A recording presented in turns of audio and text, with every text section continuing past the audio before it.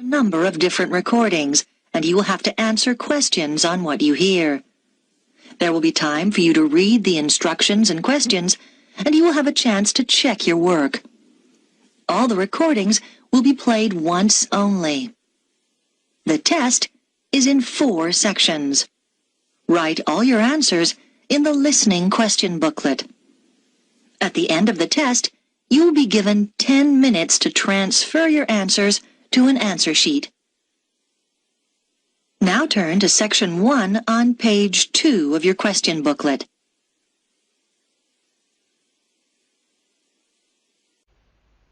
Louise wants to join a video library. You will hear a conversation between Louise and the owner of the video library. First, you have some time to look at questions 1 to 5.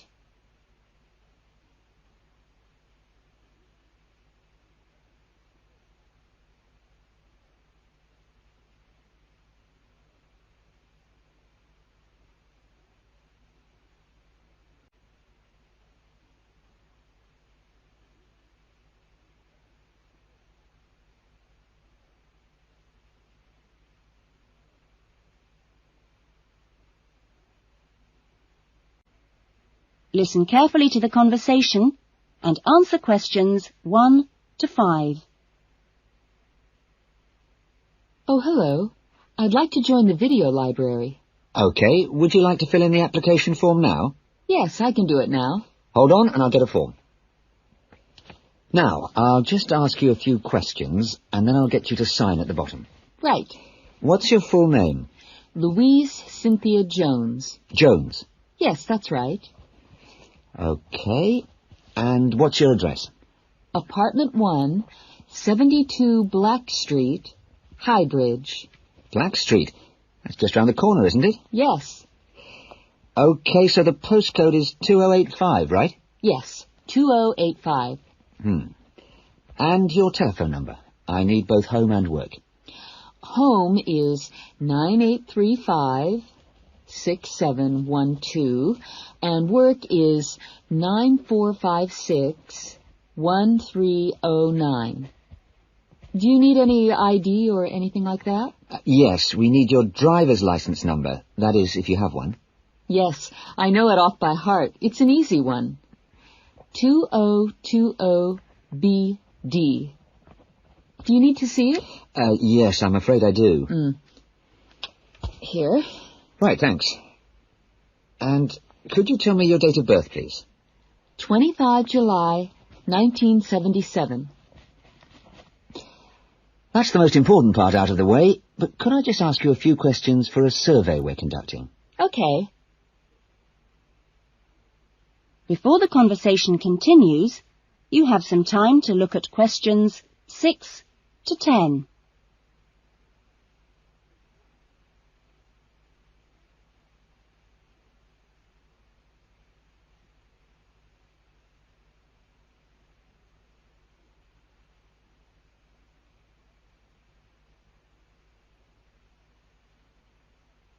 Now listen carefully and answer questions 6 to 10.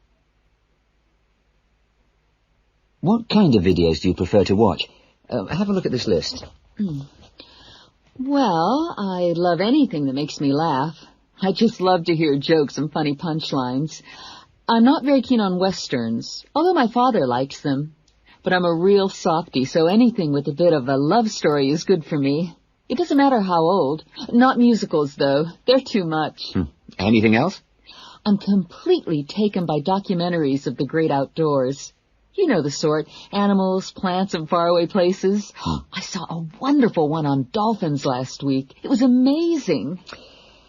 Now, I think that's all from me, except I need you to sign here on the line. Here's a pen. Oh, and I nearly forgot the membership fee. $25 refundable if you leave the library for any reason. There you are. And do I sign here? Yes, that's it. You can borrow videos now if you like, but your card won't be ready until next week. You can come and pick it up when you bring your first videos back. That is, if you want to take some now. Yes, I'd like to. I'll have a look around. Fine. That is the end of section 1. You will now have half a minute to check your answers.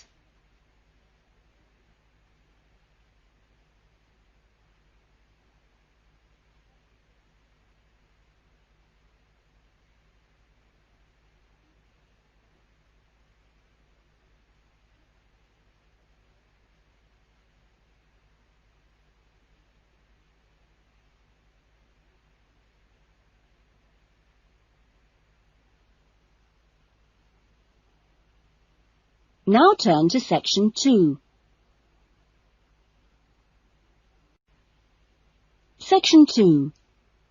You will hear a radio interview about an expedition across the Atura Mountains. First, you have some time to look at questions 11 to 15.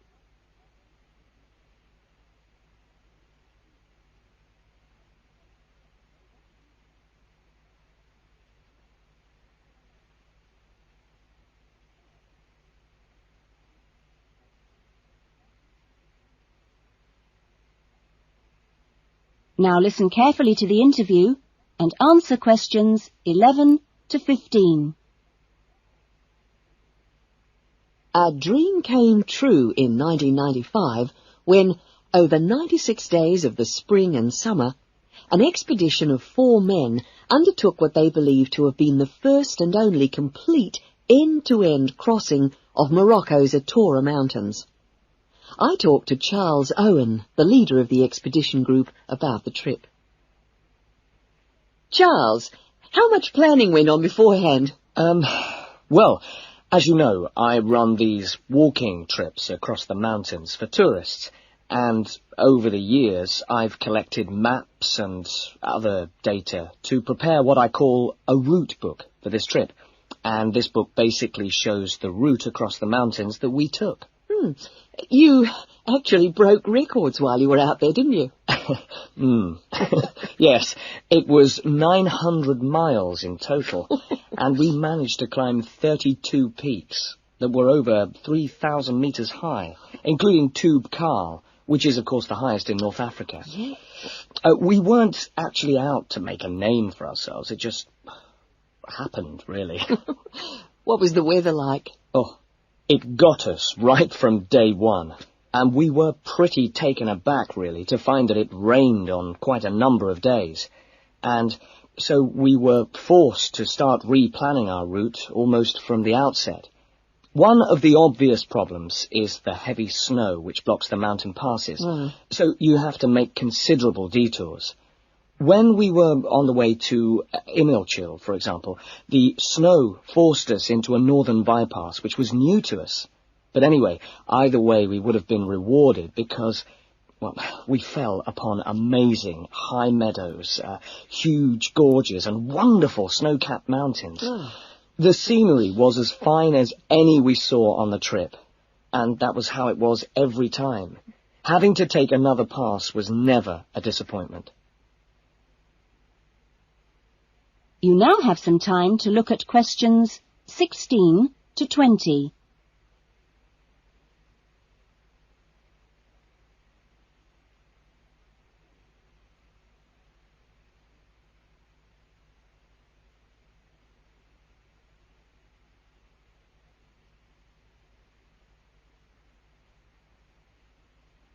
Now listen to the rest of the interview and answer questions 16 to 20. It was in many ways a social trip, wasn't it? Yes. We'd arranged to meet up with friends at various points on the journey. I mean, this was actually one of the purposes of the trip. And we managed to keep all these dates, which, well, it's amazing, really, considering the detours we made. An old friend acted as a sort of transport organizer for everyone, and the Hotel Ali in Marrakesh was a good social base. I'd really recommend it, although I can't remember who runs it. Anyway, groups of friends actually joined us for 3-week stints, and others just linked up with us.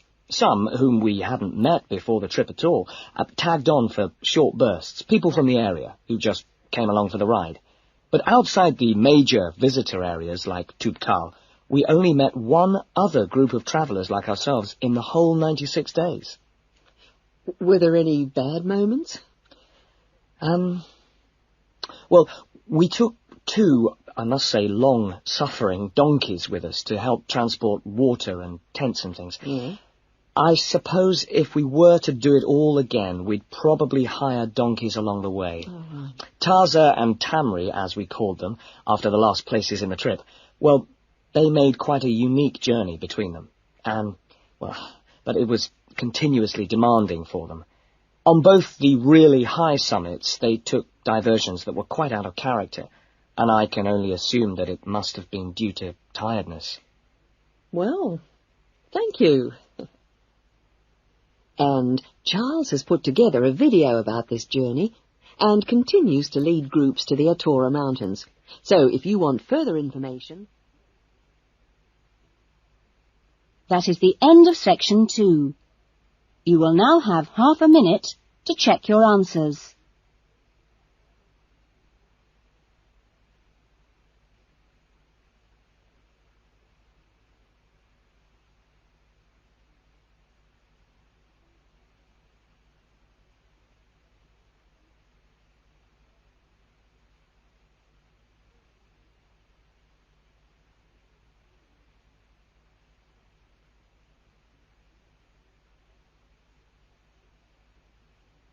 Now turn to section 3.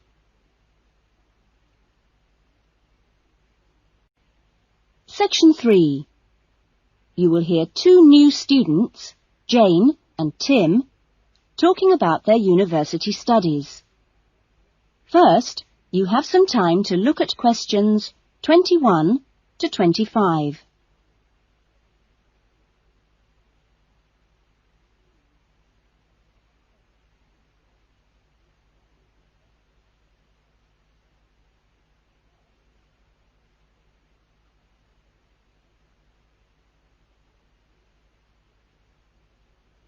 Now listen carefully to the discussion and answer questions 21 to 25. Hi, Tim. Jane. How are you? Fine. I've been wondering when I'd run into you. Have you been here long? I arrived yesterday, on Sunday. How about you? I got here a few days ago, on Saturday.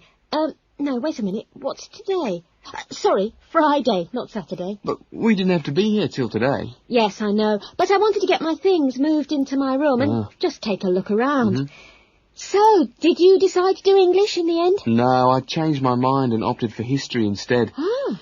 And you're doing biology, if I remember correctly. Yes, although to start with, I couldn't decide between that and geography. How much reading have you got?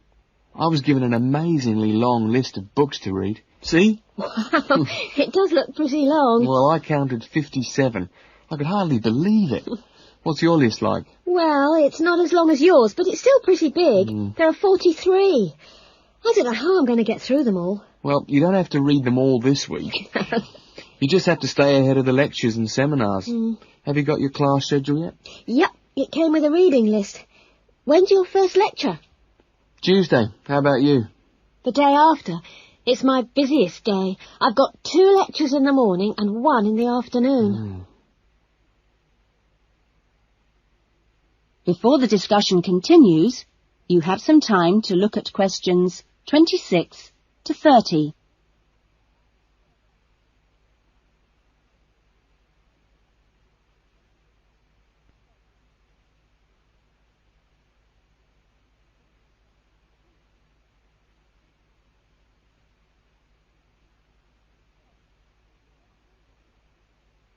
Now listen carefully and answer questions 26 to 30. It's going to be different from school, isn't it? Yeah, particularly the lectures. Have you got any special strategy for listening to lectures? Well, I'm going to use a cassette recorder and record them all. What? Are you allowed to? Sure. Lots of people do it nowadays. It means you can listen to the lectures all over again later and make really good notes. I couldn't do that. I like to take notes as I'm listening. I usually find I get all the important points. Reading is different, of course. My approach is to skim the book first to see what's important and what isn't. It saves hours of time. But what if you miss something? You don't mean you're going to read every word, do you? Well, that's what I usually do. Well, that's up to you, but I think you're crazy.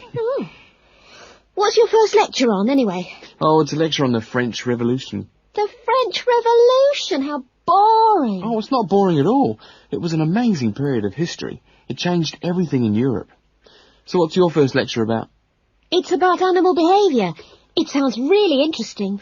Look, I was on my way to the library. I'm going to get some of these books out and start reading for the first essay I've got to write. And what have you got to write about? No, you'll never believe it.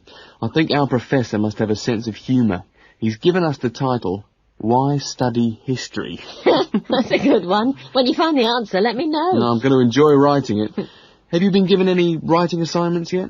Yes, I've got to write about animal language. That sounds a challenge. Mm. I suppose you'll be off to the zoo to do field research. That is the end of section 3.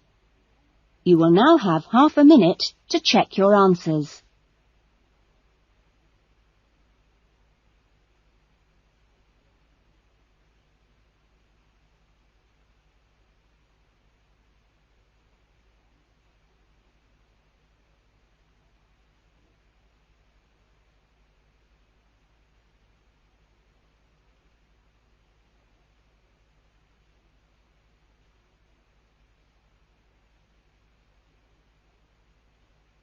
Now turn to section 4.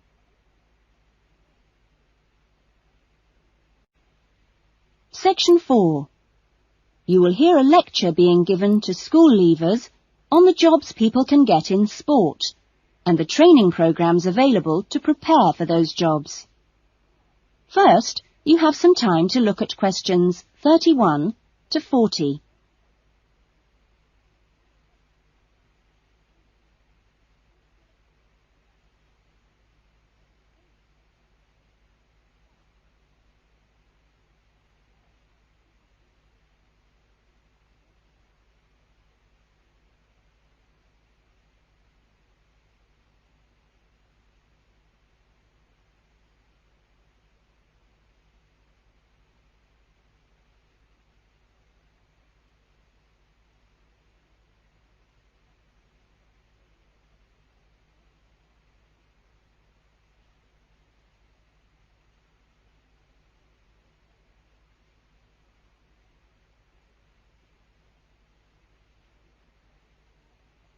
Now listen carefully to the lecture and answer questions 31 to 40.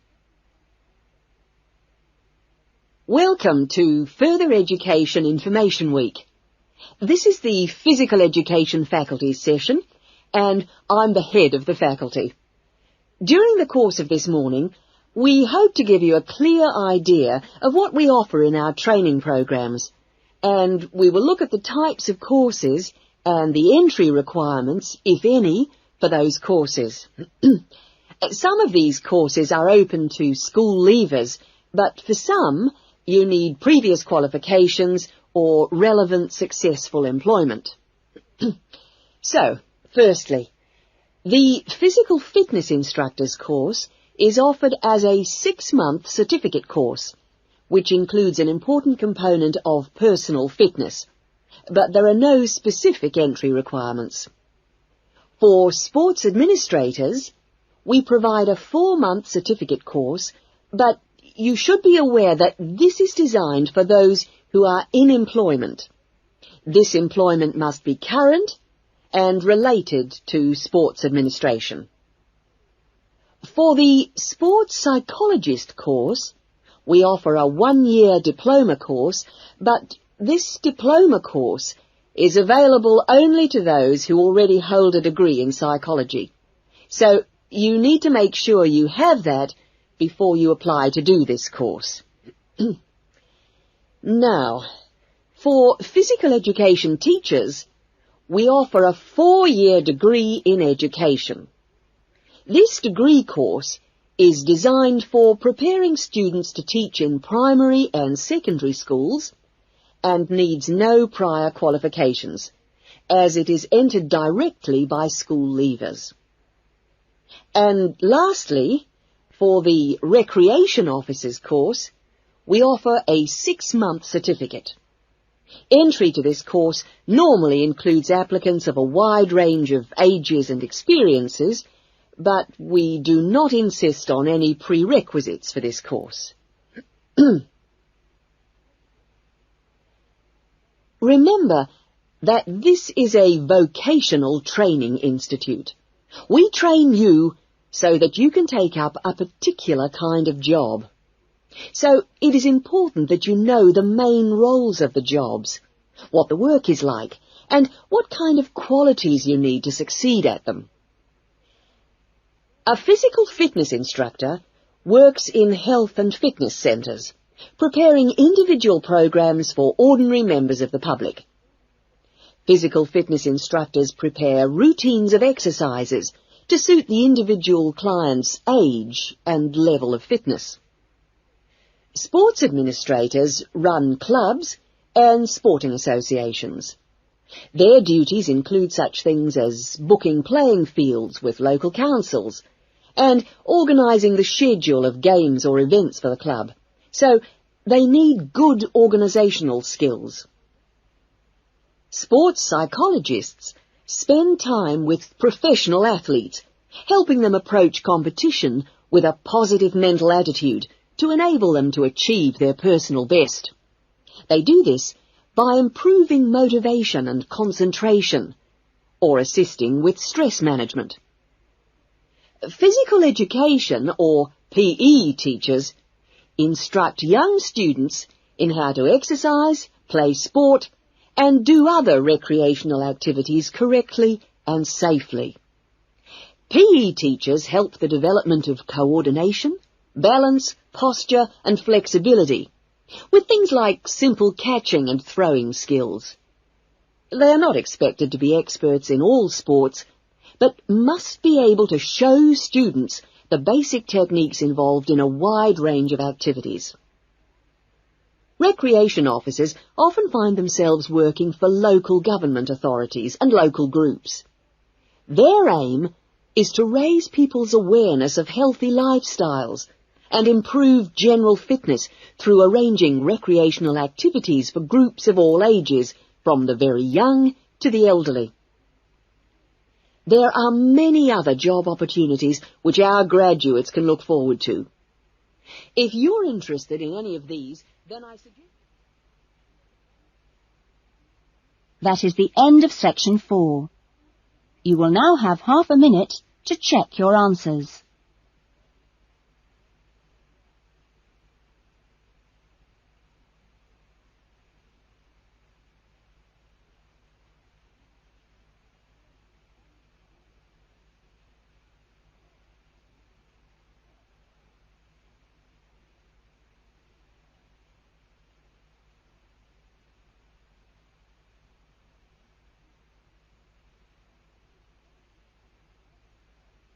That is the end of the listening test.